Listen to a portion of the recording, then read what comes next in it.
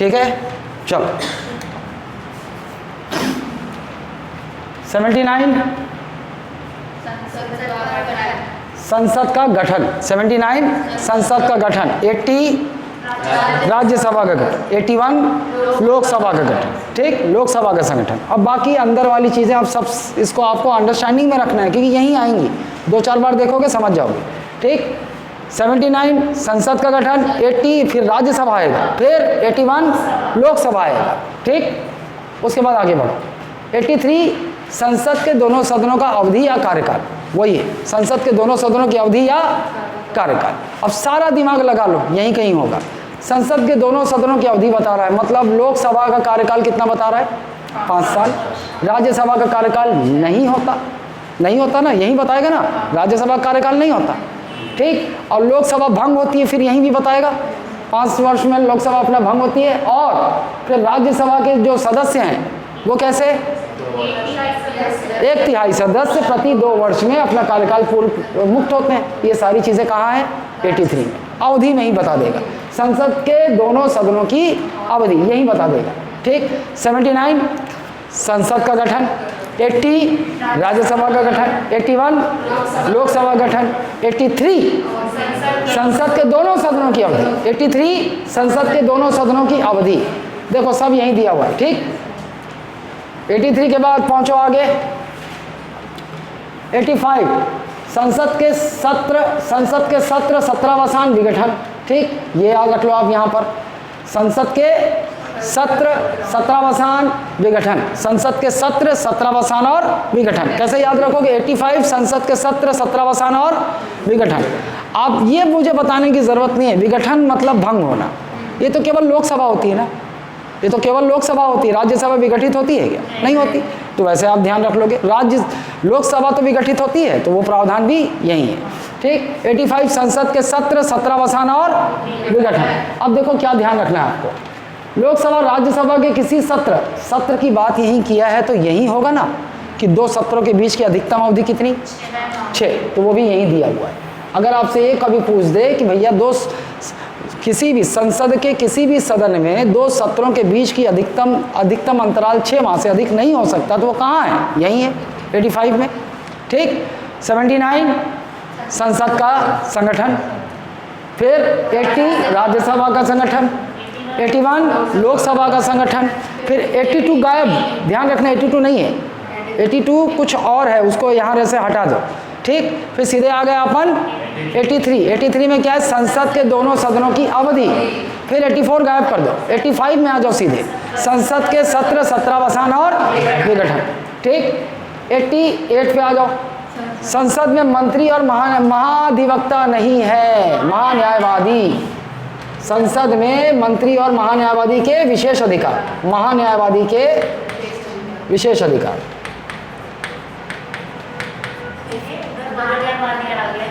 अच्छा वो उल्टा पुल्टा कर दिए, महाधिवक्ता यहाँ है, ठीक। चलो 88 संसद में मंत्रियों और महान्यायवादी के विशेषाधिकार, 88 संसद में मंत्रियों और महान्यायवादी के विशेषाधिकार, ठीक है। फिर से आओ, 79 संसद का संगठन, 80 राज्यसभा का संगठन, 81 लोकसभा का संगठन, फिर 83 में सीधे आते हैं, 83 संसद के दोनों सदनों की अवधि, फिर सीधे 85 में आते हैं, संसद के सत्र 17वां और विघटन, फिर आते हैं सीधे 88 संसद में मंत्रियों एवं महान्यायवादी के विशेष अधिकार। ये पता है ना विशेष अधिकार, तुम्हें पता है?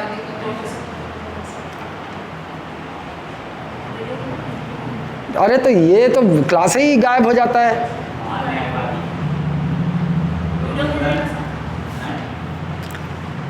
अब अभी बताना उचित नहीं है ना, वो अभी आर्टिकल में रहते हैं। चलो 88 89 ठीक, क्या बोल रहा है ये? मतलब राज्यसभा के आप डायरेक्ट ऐसे कर सकते हो कि ऊपर अपन राज्यसभा के सभापति का चुनाव नहीं लिख सकते। क्यों नहीं लिख सकते? क्योंकि सभापति का चुनाव होता ही नहीं। तो उपराष्ट्रपति राज्यसभा के पदेन सभापति और उपसभापति का चुनाव है ना।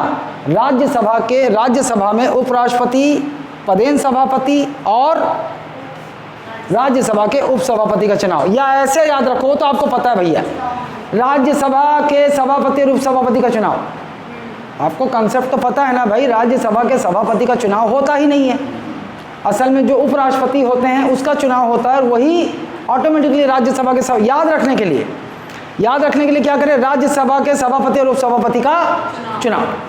89 राज्यसभा के सभापति और उपसभापति का चुनाव, ऐसे याद रखो। 89 राज्यसभा के सभापति और उपसभापति का चुनाव। 89 राज्यसभा के सभापति और उपसभापति का चुनाव। 79 संसद का संगठन। 80 राज्यसभा का संगठन। 81 83 दोनों सदनों की अवधि। 85 संसद के सत्र, सत्रावसान और विघटन। 88 संसद में मंत्री और महान्यायवादी का विशेष अधिकार। 89 के बाद सीधे 89 राज्यसभा के सभापति और उपसभापति चुनाव। 93 लोकसभा के अध्यक्ष और उपाध्यक्ष चुनाव। 89 के बाद 93 क्या है, लोकसभा के अध्यक्ष और उपाध्यक्ष चुनाव। 93 लोकसभा के अध्यक्ष और उपाध्यक्ष। 93 लोकसभा के अध्यक्ष और उपाध्यक्ष। 93 लोकसभा के अध्यक्ष और उपाध्यक्ष। 93 लोकसभा के अध्यक्ष और उपाध्यक्ष।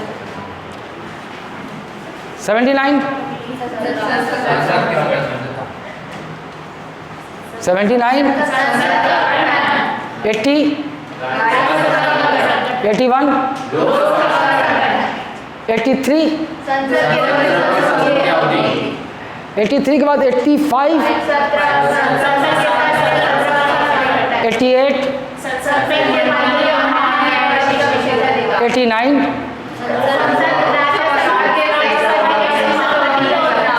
राज्यसभा के सभापति और उपसभापति के चुनाव। 93 अध्यक्ष और उपाध्यक्ष चुनाव। 93 89 89 93 88 89 93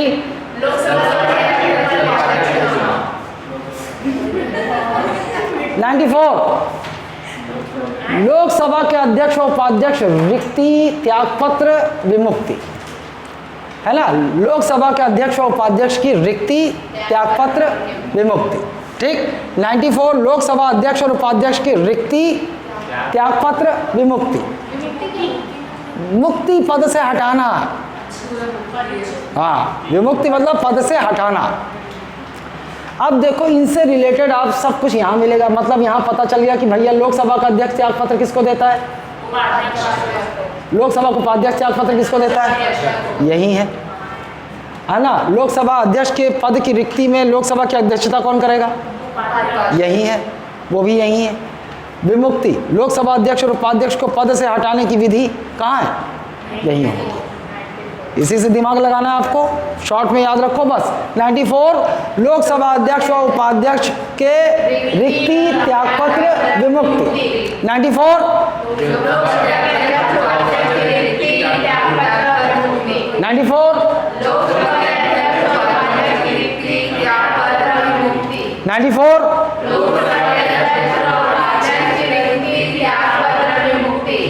79 80 81 83 85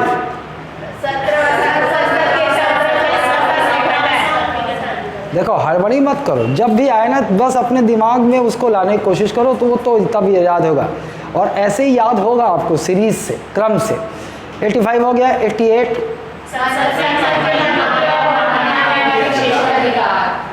89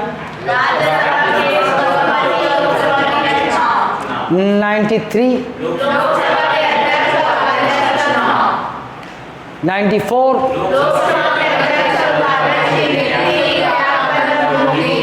89 93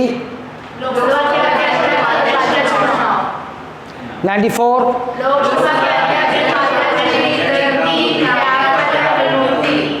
100। संसद के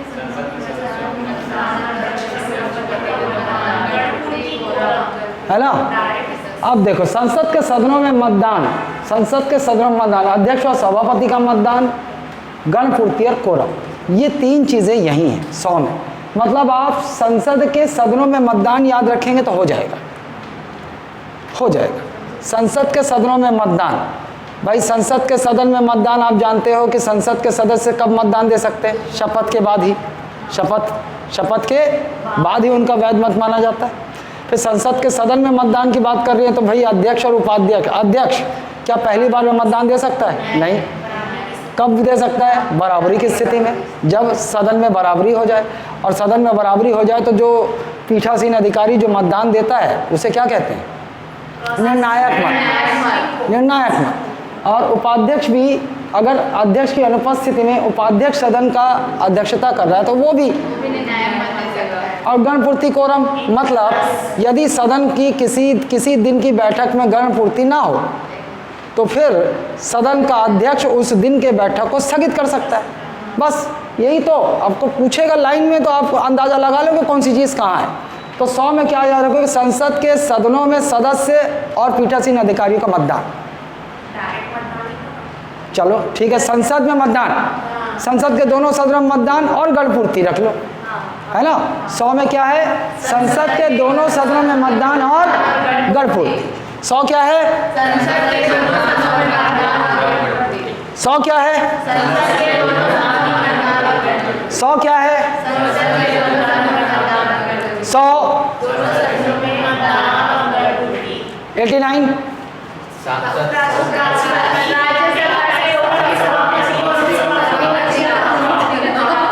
अपने दिमाग को कौन क्या बोल रहा है, कौन जल्दी बोल रहा है, इसे ये कंपटीशन मत करो, है ना। मुंह से तुम्हारे मतलब ध्यान आकर सही ध्यान आना चाहिए और सही निकलना चाहिए। वो पहले बोल दी नहीं मैं इस बार पहले मैं बोली, ऐसा नहीं करो। 89 राज्यसभा के सभापति और उपसभापति का चुनाव, ठीक। 93 लोकसभा के अध्यक्ष व उपाध्यक्ष का चुनाव। 94 लोकसभा के अध्यक्ष और उपाध्यक्ष के रिक्ति त्यागपत्र विमुक्ति। 100 संसद के दोनों सदनों में मतदान और गणपूर्ति ना, ठीक। 101 देखो यहाँ बहुत सारी चीज़ें हैं। संसद में सीटों की रिक्तता, अगर केवल एक ही लाइन में सब जवाब है भाई। संसद के जो सीट हैं वो कैसे कैसे अवस्था में रिक्त हो सकती है आप जानते हो। वहाँ पर दोहरी सदस्यता, कोई भी सदस्य एक साथ 2 सदन का सदस्य नहीं हो सकता, तो उसकी सीट एक कहीं ना कहीं से रिक्त होगी, है ना भाई। 2 सदनों का सदस्य एक साथ नहीं रह सकता। मान लो 2 सदनों के लिए चुन लिया जाता है तो एक अलग कंडीशन है, एक साथ चुन लिया जाता है तो कहाँ की सीट रिक्त हो जाएगी? कितने दिनों में बताना होगा? 14 दिन। नहीं बताया तो राज्यसभा की सीट रिक्त हो जाएगी, वो वाली स्थिति। तो दोहरी सदस्यता। 102 के तहत अयोग्यता आपको पता है ना, अनुच्छेद 102 वो भी यही है। मतलब 100 ये इसको यहाँ नहीं रखना चाहिए वैसे। 102 इधर है सर, कहाँ इधर 101 के नीचे है 102, है ना। वो यहाँ कैसे आ गया? वही तो मैं बोल रहा हूँ, ये अलग से है। ये यहाँ नहीं होगा क्योंकि उसका अलग अनुच्छेद है। त्यागपत्र, भाई त्यागपत्र दे दिया तो उसकी सीट रिक्त हो जाएगी। बिना अनुमति लगातार 60 दिनों तक अनुपस्थित रहा तो उसकी सीट रिक्त हो जाएगी। 102 नहीं सर, इसमें अलग दिया है। क्या दिया है? 102 को लिया है, 102 के तहत अयोग्यता टाइपिंग मिस्टेक हो गई इसमें बोली मैं इसमें। देखो असल में वो यहाँ भी हो सकता है। मान लो 102 के तहत कोई अयोग्य हो गया तो भाई उसकी सीट रिक्त होगी ना। 102 में क्या है सर? अरे रुक पगली, वीडियो नहीं देखी? डाला था मैं। सर पढ़ाए तो थे नहीं, लिक्विड चित्त वाला रुको देखो, निर्हरता मैं समझ गया, तुम लोगों को फिर से क्लियर करने की जरूरत है। निर्हरता मतलब अयोग्यता। भाई संविधान ने भी, एक तो संविधान के अनुसार निर्हरता बताई गई है, कुछ निर्हरता बताई गई है संविधान के अनुसार, लेकिन संविधान के अलावा भी संसद ने एक अधिनियम बनाकर भी कुछ निर्हरता बताई है। तो ये हो गया आपका जनप्रतिनिधि अधिनियम, जनप्रतिनिधि अधिनियम, ये भी आपको पता है 1951।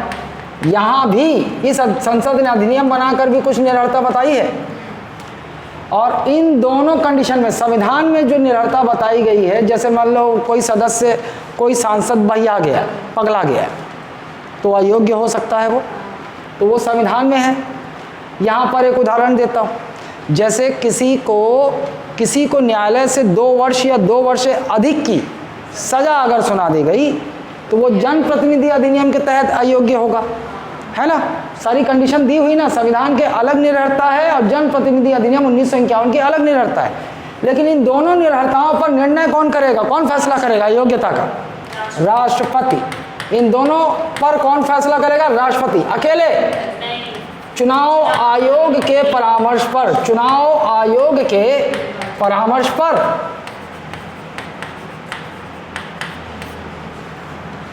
चुनाव आयोग के परामर्श पर करेगा, ठीक, ये पता है।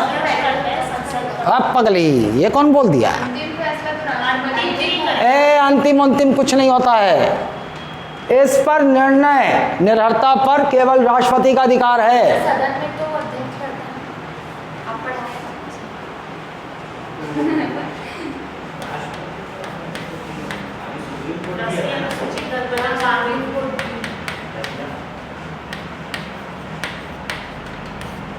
अरे पगले, पेन बता रहा हूँ, गड़बड़ा गया ना पेन।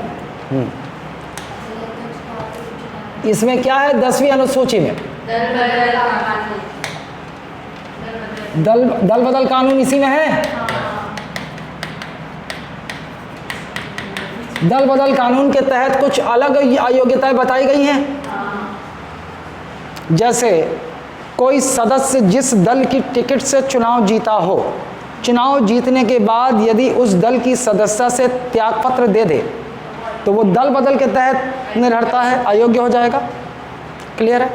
दल बदल के तहत यदि किसी मुद्दे पर संसद के किसी सदस्य को अयोग्य पाया गया, तो निर्णय कौन करेगा इसके तहत? सदन का मुखिया। सदन का मुखिया मतलब अगर लोकसभा के किसी सदस्य का मामला हो तो लोकसभा अध्यक्ष निर्णय देगा, राज्यसभा के सदस्य का मामला हो तो राज्यसभा का सभापति निर्णय देगा।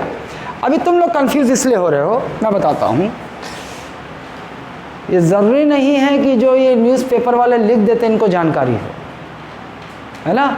और ये भी ज़रूरी नहीं है कि उधर वो जो न्यूज़ एजेंसी में जो मीडिया में तुम लोग देख लेते हो ना, वो मैं बता देता हूँ पूरी स्थिति क्या हुई। राहुल गांधी के मामले से तुम लोगों को ये फंस रहे हो।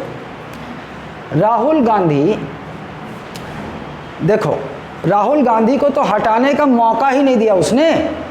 जब सूरत के सेशन कोर्ट ने राहुल गांधी को जनप्रतिनिधि अधिनियम के तहत 2 वर्ष यहाँ है, 2 वर्ष की सज़ा यदि किसी सांसद को हो गई तो फिर वो अयोग्य हो जाएगा, और फाइनली उसकी अयोग्यता पर निर्णय करेगा कौन? राष्ट्रपति करेगा। भाई वो तो निश्चित है 2 वर्ष की सज़ा सुना दी गई है, राष्ट्रपति को उसको पद से, उसको सदस्यता उसकी रद्द करनी ही थी। लेकिन सेशन कोर्ट ने जो निर्णय सुनाया, उसने 30 दिन का समय दिया था राहुल गांधी को, कि 30 दिन ये सज़ा जो है आपकी 30 दिन बाद लागू होगी। अब 30 दिन का समय इसलिए दिया कि भैया उस समय में वो अपील कर सकते हैं, हाई कोर्ट में अपील कर सकते थे, और हाई कोर्ट में अपील करने का समय दिया, और लेकिन उन्होंने नहीं किया। उन्होंने क्या किया? त्यागपत्र ही दे दिया। पहले सदन की सदस्यता से त्यागपत्र ही दे दिया, राष्ट्रपति को पद से हटाने का मौका ही नहीं दिया, त्यागपत्र स्वयं दे दिया। फिर भी इसलिए मौका नहीं मिला। और त्यागपत्र किसको देगा? सदन का सदस्य मुखिया को देगा। ये हो था मामला। नहीं, वो विशेष मतलब त्यागपत्र देने के बाद वो नहीं मांग रहा था, मुझे अपना पक्ष रखने का मौका तो दो, तो इसलिए विशेष परिस्थिति में गया। बस त्यागपत्र दे चुका है वो। नहीं सर, उच्च न्यायालय में अपील कर चुका है वो। अपील तो पगली इसलिए किया है कि जो उसको 2 वर्ष की सजा जेल ना काटनी पड़े। वो ऐसा कर सकता था कि वो अपील करता तो उसकी सदस्यता भी रुकी रहती, बच सकता था वो, लेकिन उसने त्यागपत्र दे दिया। तो अब तो अगर मान लो हाई कोर्ट उसकी सज़ा को कम भी कर दे या माफ़ भी कर दे, तो वो दोबारा ज्वाइन नहीं कर सकता, क्योंकि वो त्यागपत्र दे चुका है। वो लोकसभा का सांसद वायनाड लोकसभा क्षेत्र से दोबारा नहीं बन सकता क्योंकि उसने त्यागपत्र दे दिया है। क्या वो चुनाव आयोग के ऊपर है, चुनाव आयोग के ऊपर है कि उसको लगता है कि भाई बहुत कम अवधि बची है तो रहने देगा, आम चुनाव के साथ लेगा। चुनाव आयोग के ऊपर है वो। अभी क्लियर हुआ कि नहीं मामला? ठीक, यही है मामला, यही मामला है, इसको ध्यान रखना। यह मत सोचना कि लोकसभा के अध्यक्ष ने उसे हटाया, हटाने का मौका ही नहीं दिया ना, उसने तो त्यागपत्र दे दिया। और त्यागपत्र सदन के मुखिया को ही देगा। लोकसभा से सांसद जो है वो लोकसभा अध्यक्ष को त्यागपत्र देगा, राज्यसभा से सांसद राज्यसभा के सभापति को त्यागपत्र देगा। देखो हाँ, अभी वो सदस्यता पाने के लिए वो हाईकोर्ट नहीं गया है। वो जानता है कि मैं अगर मान लो हाईकोर्ट ने मेरी 2 वर्ष से सज़ा मेरी कम कर दी तो भी मैं बच सकता था, क्योंकि जनप्रतिनिधि अधिनियम क्यों नहीं कर सकते भाई? हाईकोर्ट बोलेगा कि नहीं नहीं 2 वर्ष की सज़ा ज़्यादा है, 1 साल 10 महीने की सज़ा, तो बच जाएगा वो। 1 साल 10 महीने की सज़ा में, क्योंकि इसमें क्या लिखा है 2 वर्ष या 2 वर्ष से अधिक की सज़ा, तो बच जाता वो। लेकिन वो अपना राजनीतिक गेम खेल रहा है ना, ज़्यादा समय है नहीं चुनाव में। अच्छा, एक और चीज़, जब कोई सदस्य जनप्रतिनिधि अधिनियम के तहत अयोग्य पाया जाता है और उसकी सदस्यता चली जाती है, तो फिर जो वो सज़ा काटेगा, जैसे 2 वर्ष की जो सज़ा का मामला है ना, जब वो सज़ा कंप्लीट होगी तो वहाँ से 6 वर्ष का बैन लगता है। 6 वर्ष तक फिर चुनाव नहीं लड़ पाएगा। लेकिन अगर हाईकोर्ट में अपील तो डाला है उसने, वो सज़ा से बचना चाहता है कि भाई 2 वर्ष की जेल ना काटनी पड़े। अगर हाईकोर्ट ने उसकी सज़ा को कम कर दिया, 1 साल कर दिया या माफ़ कर दिया, तो फिर वो लड़ सकेगा अगला चुनाव। समझ रहे हो कि नहीं? हाँ, अरे जनप्रतिनिधि अधिनियम बैन कब लगा रहा है पगली? 2 वर्ष या 2 वर्ष से अधिक की सज़ा हो तो। अब मान लो हाईकोर्ट उसकी सज़ा को 1 साल, फाइनली 1 साल की सज़ा कर देता है, तो 1 साल का सज़ा काटने के बाद वो चुनाव लड़ सकेगा। अभी राष्ट्रपति जो है, राष्ट्रपति हटाने का था उनको, हाँ, लेकिन मौका ही नहीं दिया। तो मान लीजिए राहुल गांधी अपील कर रहे हैं, तो ये रुक सकता था, राष्ट्रपति देख सकता है। हाँ, स्टे लग जाता फिर खुद मतलब थोड़ा देख सकता है कि क्या फैसला देता है उसके आधार पे। देखो एक बात और, अगर वो हाईकोर्ट चला जाता, 30 दिन की अवधि दी गई थी, अगर वो हाईकोर्ट चला जाता तो हाईकोर्ट तुरंत स्टे लगाता कि भाई ये जो सूरत सेशन ने 2 वर्ष की सज़ा सुनाई है उस सज़ा पर स्टे लगाता। तब तो राष्ट्रपति निर्णय कर ही नहीं सकते थे ना, क्योंकि स्टे लग गया। फिर हाई कोर्ट भी यदि सज़ा मुकर्रर सेम रख देता कि नहीं भाई सूरत सेशन कोर्ट ने जो सज़ा दी थी सही था, फिर हाई कोर्ट ये राष्ट्रपति निर्णय लेते, और एक बार राष्ट्रपति निर्णय ले लेते, हटा देते उसको, तो उसके बाद फिर किसी न्यायालय में राष्ट्रपति के निर्णय के विरुद्ध अपील नहीं हो सकती। पढ़े हो? रुक जाओ। यदि संवैधानिक निर्भरता और जनप्रतिनिधि अधिनियम 1951 के तहत संसद के किसी सदस्य को पर राष्ट्रपति निर्णय ले लेते हैं और उसे फाइनली साइन करके उसकी सदस्यता रद्द कर देते हैं, उसके बाद राष्ट्रपति के निर्णय को चुनौती नहीं दे सकती वो, उसके बाद वो कोर्ट भी नहीं जा सकता, है ना? ये बात थी। लेकिन राष्ट्रपति के निर्णय का समय कहाँ है? 30 दिन का समय था। सूरत से जब सेशन हाई कोर्ट ने जब उनको 2 वर्ष की सज़ा सुनाई तो 30 दिन का समय दिया था। 30 दिन बाद ही सज़ा लागू होगी आपकी। इस बीच क्या कर सकते थे वो? अपील का समय दिया, और उन्होंने लेकिन अपील तो किया, लेकिन अपनी संसद की सदस्यता को बचाने के लिए नहीं किया, सज़ा से बचने के लिए किया है। अगर ऐसा होता तो वो त्यागपत्र नहीं देता, इंतजार करता, है ना? समझ रहे हैं? हाँ बस, और क्या। 30 दिन अगर मान लो अब नहीं करता, हाई कोर्ट अब मान लो स्टे नहीं देता, तो फिर राष्ट्रपति निर्णय दे देते, और जब राष्ट्रपति निर्णय दे देते ना, उसके बाद फिर कोई अपील नहीं की जा सकती। हाँ तब हाँ चुनाव लड़ सकता है सज़ा काटने के बाद। हाँ अरे भाई, तो त्यागपत्र देने से क्या होता है? जनप्रतिनिधि अधिनियम के तहत अयोग्य नहीं करार दिया जाएगा ना वो। अगर सज़ा कम हो जाती 2 वर्ष से, तो अयोग्य नहीं होगा वो जनप्रतिनिधि अधिनियम के तहत। फिर तो माना जाएगा कि सामान्य उसने त्यागपत्र दे दिया सदस्यता से, अगले लोकसभा में चुनाव लड़ पाएगा। मान लो उसकी सज़ा को 2 महीने की 2 महीने की सज़ा काटे, निकल आएगा, अगले लोकसभा चुनाव लड़ लेगा, बैन नहीं लगेगा। ठीक है, चलो। और हालांकि अगर दल बदल के तहत सदन का मुखिया किसी को अयोग्य ठहराता है, उसके अयोग्यता पर निर्णय लेता है, तो इसके चुनौती को, इसके निर्णय को न्यायालय में चुनौती दी जा सकती। पगली यहाँ नहीं दी जा सकती। अगर राष्ट्रपति ने निर्णय दे दिया तो यहाँ पर अगर निर्णय दे दिया, अगर उस मुखिया ने सदन की सदस्यता रद्द कर दी तो यहाँ पर अपील की जा सकती है। पहले कहाँ जाएगा? हाई कोर्ट, और हाई कोर्ट से भी अपील जा सकता है कहाँ? Supreme court.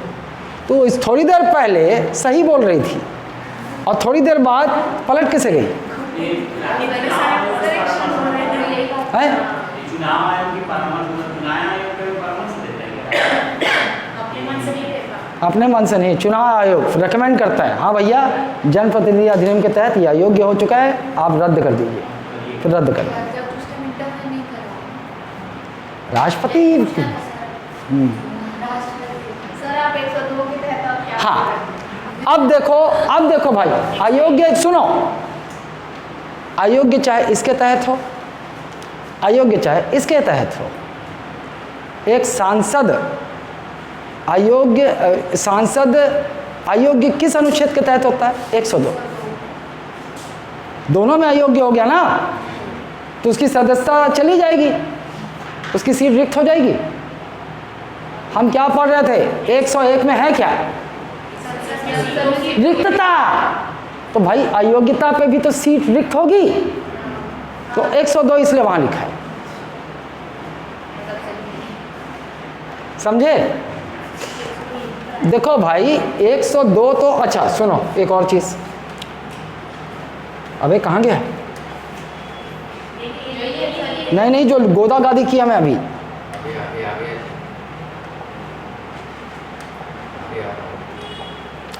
अब देखो संसद के किसी भी सदन, ये तो अलग अलग चीजें हैं, अब वो अयोग्य किस अनुच्छेद के तहत ठहराया जाएगा? 102। ये है संसद के सदस्य की अयोग्यता, 102 में है।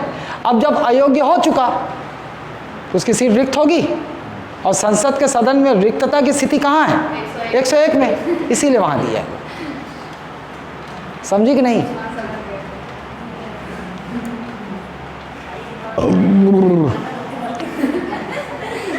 ठीक है, 101 मतलब समझ जाओ साहब, त्याग पत्र से सीट रिक्त होगी। अगर बिना अनुमति के लगातार 60 दिन की बैठकों में अनुपस्थित रहा तो सदन का मुखिया उसे उसकी सदस्यता रद्द कर सकता है। रिक्त पढ़े हो ना? ये हो गया सब। यहाँ बस एक ही लाइन याद रखो, संसद में सीटों की रिक्तता। 101 101 101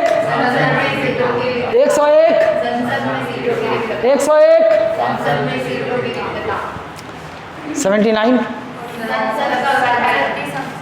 80 81 83 85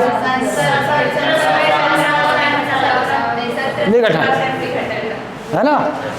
85 ना, 88 91 93 है पगली।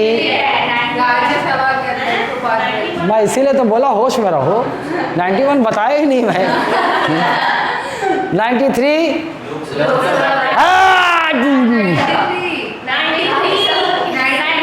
राज्यसभा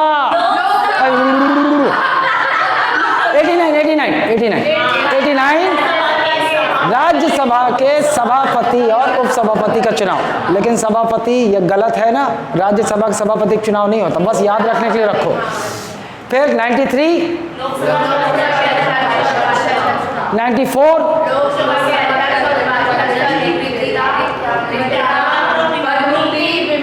हाँ 100 सदनों में मतदान है ना, 94 100 101 रिक्तता, संसद में रिक्तता, सीटों की रिक्तता 101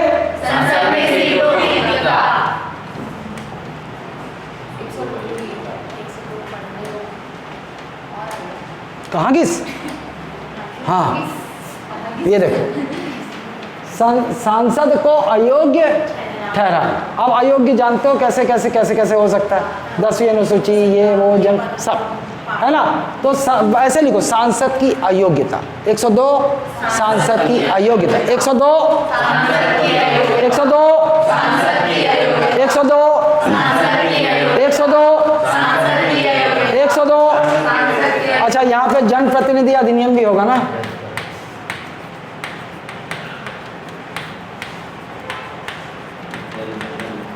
एक 102 सांसद की योग्यता। 103 सदस्यों की योग्यता। ये देखो, 103 क्या है? राष्ट्रपति द्वारा सदस्य की अयोग्यता पर निर्णय। शॉर्ट में क्या याद रखोगे? राष्ट्रपति द्वारा सदस्यता पर निर्णय, है ना? या फिर अयोग्यता पर निर्णय। राष्ट्रपति द्वारा अयोग्यता पर निर्णय कहाँ है? 103। मतलब 103 में बताया है कि राष्ट्रपति संवैधानिक निरर्हता के तहत किसी सांसद को अयोग्य निर्णय लेंगे। जनप्रतिनिधि अधिनियम 1951 के तहत निर्णय राष्ट्रपति करेंगे चुनाव आयोग के परामर्श पर। कहाँ है? 103 में, है ना? राष्ट्रपति द्वारा अयोग्यता पर निर्णय। शॉर्ट में कैसे याद रखोगे? 103 राष्ट्रपति द्वारा अयोग्यता पर निर्णय। 103 103 103 103 103 89 राज्यसभा के सभापति और उपसभापति का चुनाव। 93 94 अध्यक्ष और उपाध्यक्ष की त्यागपत्र विमुक्ति। 100 संसद के सदन में मतदान और चुनाव, मतदान और गणपति। 100 क्या है? संसद के सदन में मतदान और गणपति। 101 रिक्तता, संसद में सीटों की रिक्तता। 101 102 सांसद की अयोग्यता। 103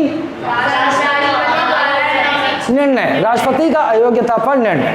वो तो जानते हो आप, कंसेप्ट पता है कि कहाँ कहाँ राष्ट्रपति अयोग्य निर्णय करेंगे। 108 संयुक्त बैठक। 108 108 108 108 108 109 प्रक्रिया बताया है ना, धन विधेयक पर संसद कैसे प्रक्रिया क्या क्या होगी। 109 110 में कंफ्यूज नहीं होना। 109 में धन विधेयक की प्रक्रिया, 110 में धन विधेयक की परिभाषा। 109 धन विधेयक की प्रक्रिया, 110 109 109 109 109 109 109 109 109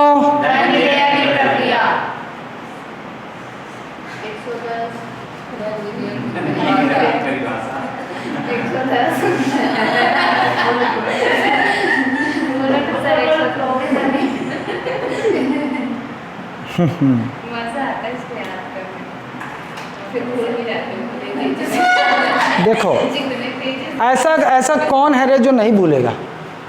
भूलोगे, लेकिन एक बार किया हुआ काम आपको 10 मिनट में ये पूरे रिवाइंड कर देगा। ठीक। 109 धन विधेयक की प्रक्रिया, 110 धन विधेयक की परिभाषा, 111 पता है आपको बेसिक क्लास, राष्ट्रपति द्वारा विधेयकों पे स्वीकृति। लेकिन केवल ये तो आपको पता है ना क्या क्या कर सकता है, स्वीकृति, अस्वीकृति या पुनर्विचार के लिए वापस लौटा सकता है। 111 राष्ट्रपति द्वारा विधेयकों पर स्वीकृति। 111 111 111 111 201। अब इसको शॉर्ट में समझ चुके हो बेसिक में। राज्य के विधेयक पर राष्ट्रपति की स्वीकृति 201 शॉर्ट में, ये ऐसे याद होगा, कंसेप्ट क्लियर है। तो 201 क्या है? राष्ट्रपति द्वारा राज्य के विधेयक पर, राज्य का विधेयक ना, राष्ट्रपति द्वारा राज्य के विधेयक पर निर्णय कर सकते हो। राज्य के विधेयक पर स्वीकृति, राष्ट्रपति का राज्य के विधेयक पर स्वीकृति। शॉर्ट 201 राष्ट्रपति द्वारा राज्य के विधेयक पर स्वीकृति। तुम ये समझ पा रहे हो? सर असल का समझ में आ रहा है सर। तो 11 है हैं? राष्ट्रपति जो विधेयक है वो संसद का है, संसद का विधेयक है। नहीं, नहीं, राज्यपाल को- ये देखो इधर नहीं, वो नहीं बोल रहा हूँ सर, 201 बोल रहा हूँ, राज्यपाल इलेक्शन करता है, ऊपर वाला बोल रहा हूँ, 111 हाँ, ऊपर वाला संसद के विधेयक है पर, ना, वही बोल रहा हूँ। और 201 राज्य के किसी विधेयक पर राष्ट्रपति की शक्ति। सर वो 111 के तहत एक वीटो पावर होता है राष्ट्रपति, वो क्या होता है सर? 111 में वीटो पावर नहीं होता। उसमें स्वीकृति अस्वीकृति होता है, वो एक अधिकार होता है वीटो पावर उसका। असल में तुमको वो, तुम्हारे प्रश्न से मैं वो जान गया कि तुम्हें कंसेप्ट याद नहीं है, तुम्हें कंसेप्ट नहीं पता। नहीं किया है ना, कहाँ अभी आ रहा है भाई। संसद के दोनों सदन यदि किसी विधेयक को पास कर देते हैं तब वो पहुंचता है राष्ट्रपति के पास। संसद के दोनों सदन से पारित विधेयक। राष्ट्रपति की शक्ति अनुच्छेद 111 में है। और देखो अलग अलग विधेयक पर राष्ट्रपति की अलग अलग शक्ति है। चलो साधारण विधेयक पर पहले बताओ।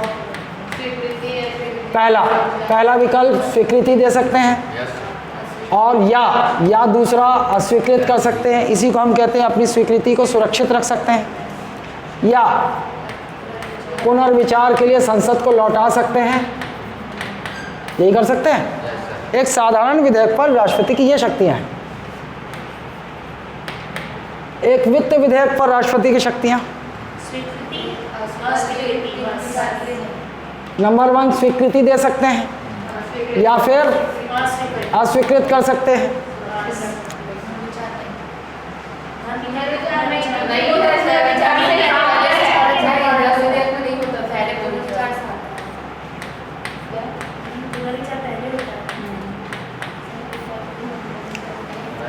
मैं गलत लिखा हूँ? पक्का? अगर विचार करेंगे राष्ट्रपति का आदेश रहता है, उसके बाद लोकसभा में जाता है, लोकसभा अध्यक्ष डिसाइड करते हैं कि हमें जा सकते हैं। जा सकते हैं। हाँ, धरती में तो आप ऐसा कर सकते हैं। हाँ, आप सही है सर। ठीक है सर।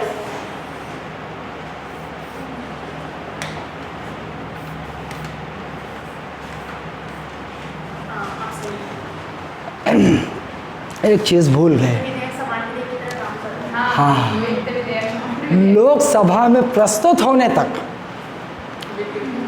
जब लोकसभा अध्यक्ष निर्णय दे देते हैं कि ये धन विधेयक है, तो फिर हमें राष्ट्रपति की शक्ति का पता हो गया। या तो स्वीकृति देंगे या तो अस्वीकृत करेंगे। पुनर्विचार के लिए नहीं लौटा सकते धन विधेयक को राष्ट्रपति। लेकिन मैंने बताया था कि यदि लोकसभा अध्यक्ष ने कह दिया नहीं भाई ये धन विधेयक नहीं, ये वित्त विधेयक है, तो जैसे ही वित्त विधेयक, जैसे ही लोकसभा अध्यक्ष बोलेंगे वित्त विधेयक है, वहाँ से वो सामान्य विधेयक की भांति ही चलेगा।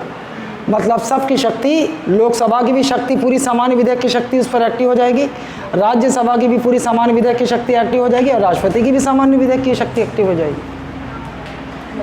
ये चीज़ बहुत इंपॉर्टेंट है, इसको क्लियर रखो। ये छोटा सा चार्ट बहुत काम का चीज़ है, बता रहा हूँ तुमको।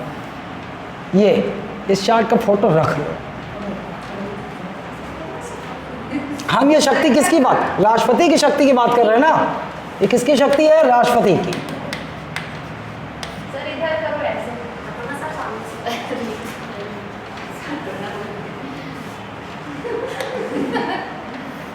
से। साधारण, अरे साधारण वित्त और धन हो गया ये, ठीक है ना।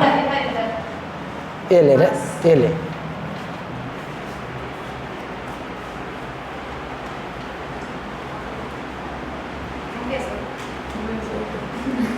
है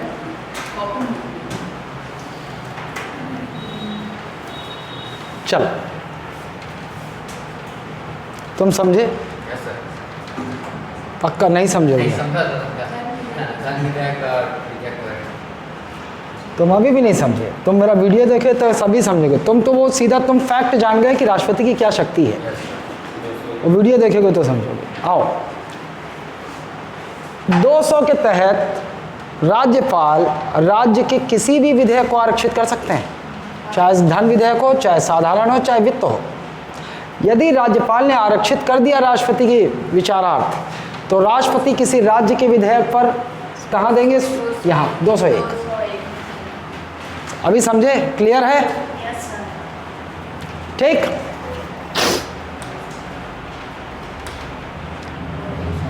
एक 112 बजट वो 201 को क्यों एक साथ लिख दिया पता है? क्योंकि 111 के साथ 201 क्लियर होना चाहिए। 111 संसद के विधेयक पर राष्ट्रपति की पावर, 201 राज्य के किसी विधेयक पर राष्ट्रपति की पावर। ठीक, 112। अब लेकिन याद रखना, बजट शब्द का उल्लेख संविधान में नहीं है। इसके लिए क्या? केंद्रीय वार्षिक वित्तीय विवरण, मतलब केंद्रीय बजट है यहाँ पर, राज्य का बजट नहीं, केंद्रीय बजट। 112 112 112 112 112 112 112 117 117 117 117 89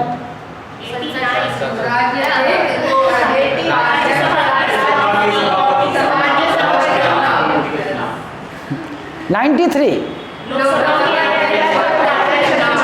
94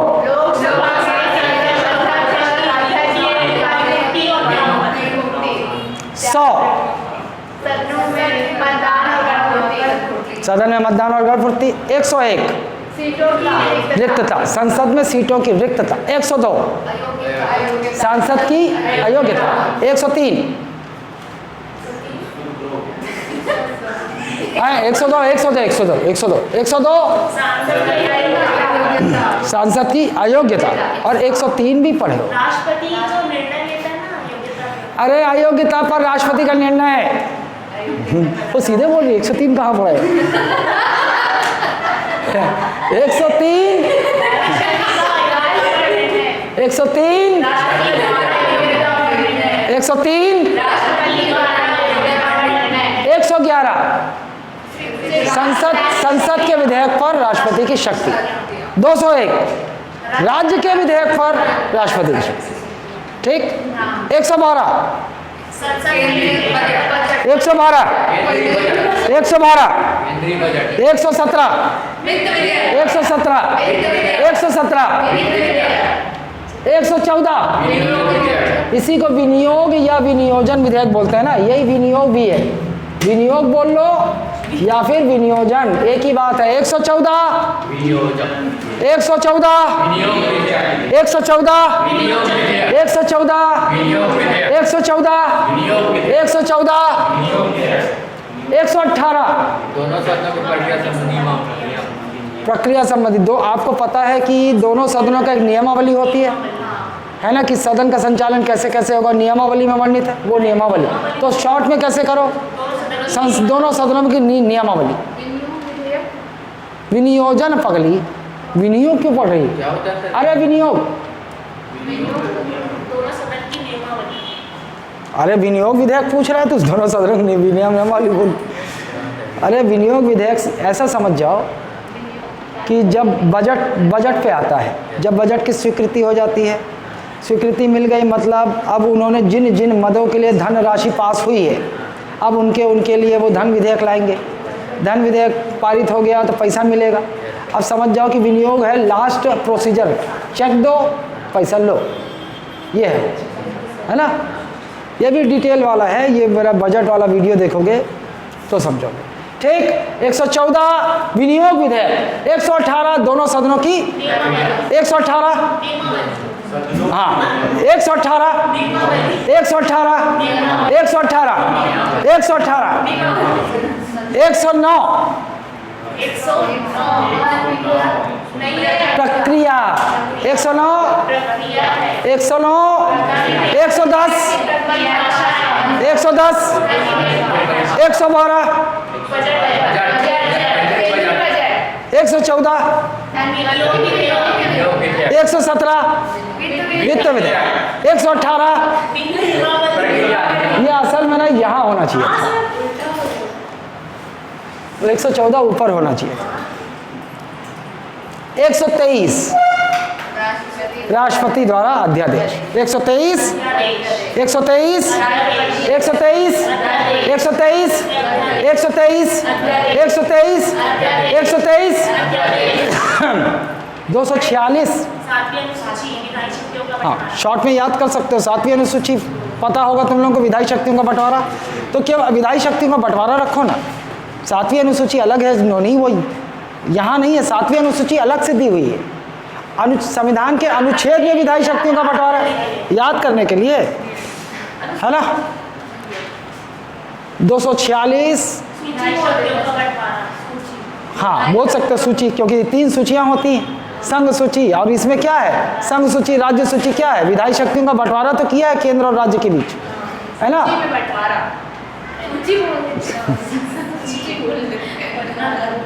3 सूचियाँ 246 246 246 246 246 246 100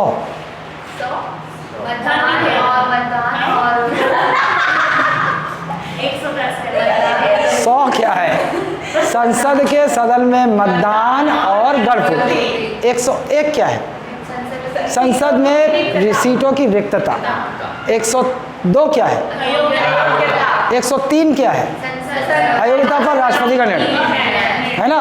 103 के बाद 111 में आ गए थे अपन लोग, संसद के विधेयक पर राष्ट्रपति की शक्ति। 201 राज्य के विधेयक पर राष्ट्रपति की शक्ति। फिर आए थे अपन 112 109 बताओ बोले, मैं इधर उधर कर रहा हूँ। 109 मैं इधर उधर आ रहा हूँ।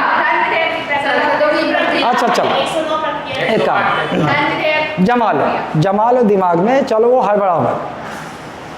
100 संसद में मतदान 100, है ना, और गणपूर्ति है, ठीक। 101 सीटों की रिक्तता। 101 100 संसद में मतदान और गणपूर्ति। 101 सीटों की रिक्तता। 102 सांसद की अयोग्यता। 103 अयोग्यता पर राष्ट्रपति का निर्णय।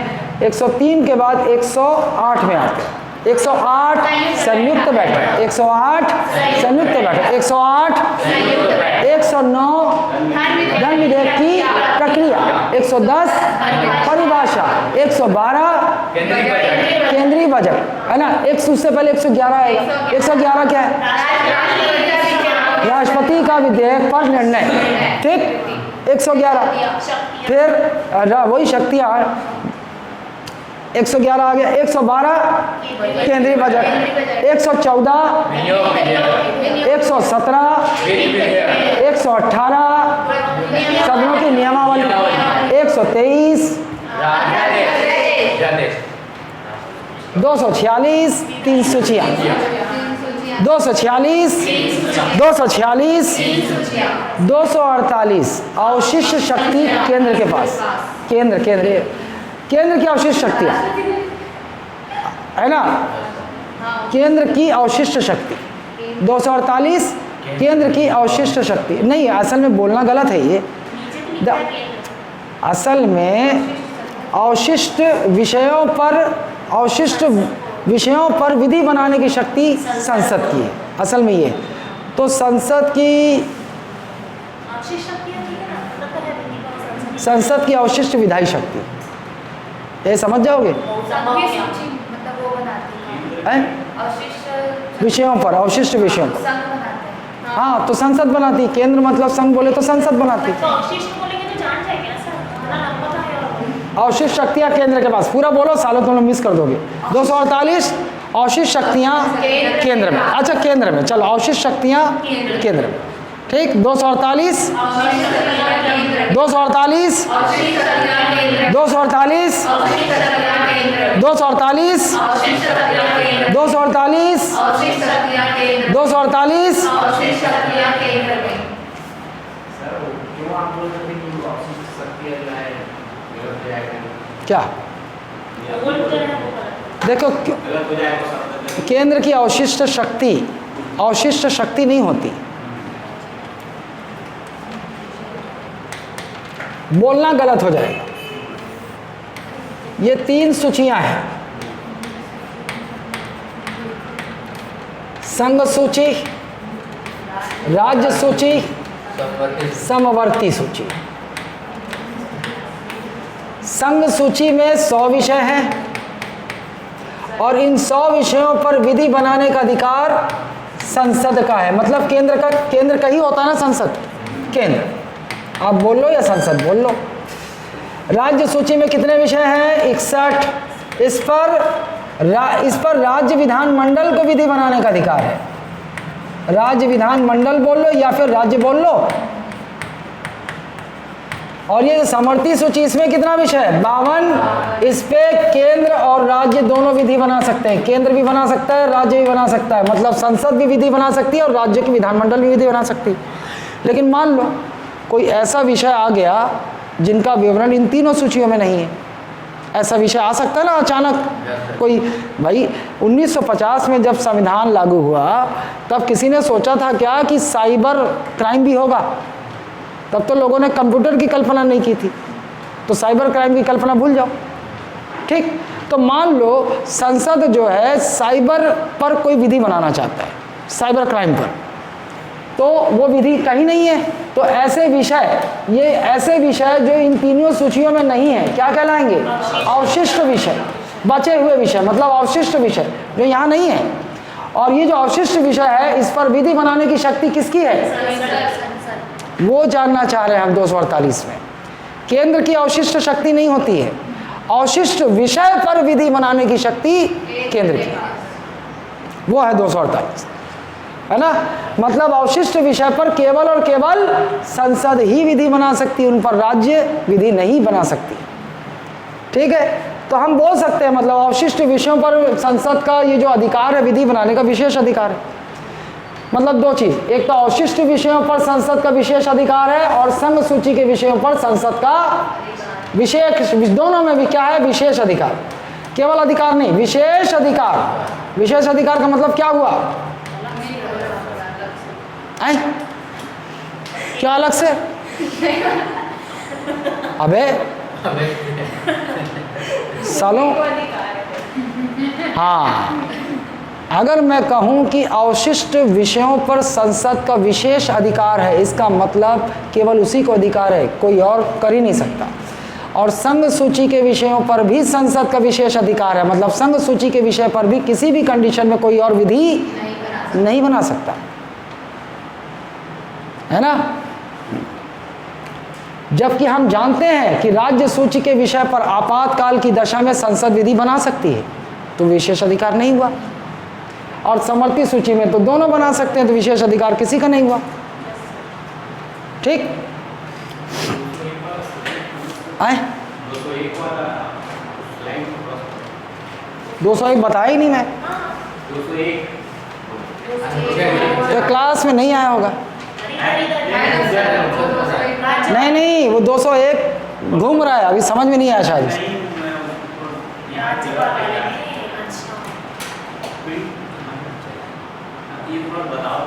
हाँ वही मैं बोला ना, जब मैं बता रहा हूँ तो क्लास में नहीं आ रहे।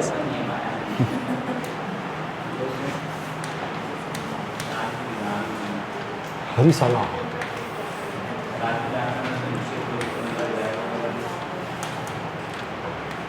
ये भारत के अंदर एक राज्य का उदाहरण ले लिए और ये है एक राज्य का विधान मंडल, है ना। एक राज्य का विधान मंडल हो गया और इस राज्य के विधान मंडल के मान लो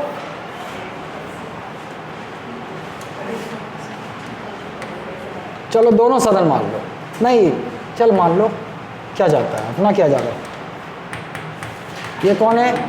राज्यसभा। ये राज्यपाल है, ये विधानसभा है। जैसे लोकसभा होती है संसद की, वैसे राज्य में विधानसभा होती है। जैसे राज्यसभा होता है वैसे विधान परिषद होता है। ये रुक जाओ, रुको तो सही, पास हो गया। पास हो गया, पहुंचे राज्यपाल के पास, राज्य का विधेयक ना। राज्यपाल की शक्ति कहाँ है? 200 में।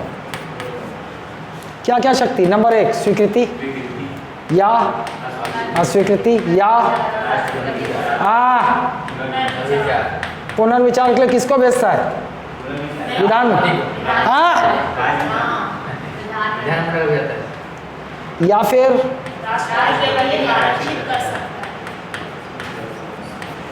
राष्ट्रपति के विचारार्थ आरक्षित कर सकता है।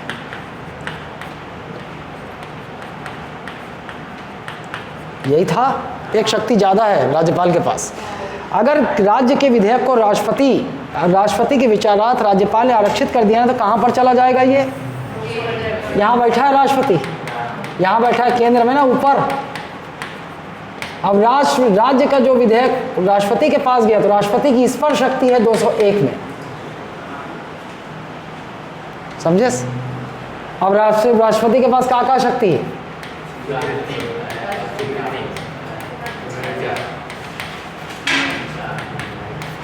भाई राज्य का विधेयक है तो पुनर्विचार के लिए किसको भेजेगा? अब फिर से अगर पारित हो गया तो राष्ट्रपति के पास पहुंचेगा फिर से, और राष्ट्रपति के पास इस बार क्या क्या विकल्प है? और वो पावर अलग है, उस पर काहे रुक जाओ यार, रुको, कहाँ गए रे, कहाँ गया मेरा एक और डायग्राम बनाया था ना मैं, कहाँ गई रे?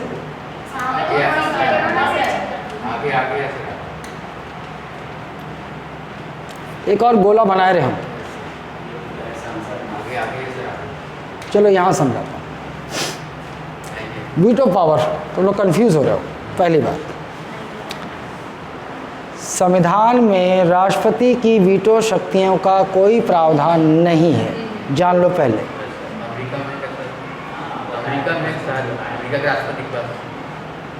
अमेरिका में उसके पास 4 शक्तियाँ होती है ना।